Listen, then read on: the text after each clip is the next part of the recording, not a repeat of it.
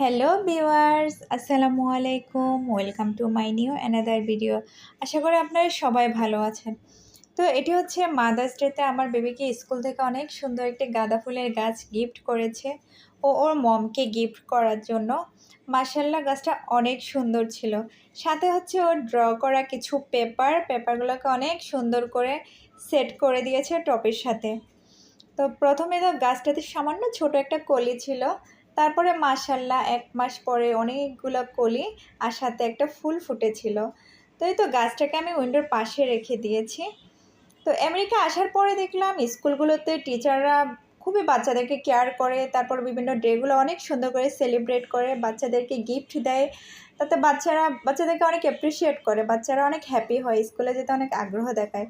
তো এই তো মাশাআল্লাহ, আমার গাছটাতে অনেকগুলো ফুল ফুটেছে। আমার ভিডিওটি যদি আপনাদের ভালো লেগে থাকে প্লিজ লাইক করবেন, কমেন্ট করবেন অ্যান্ড শেয়ার করে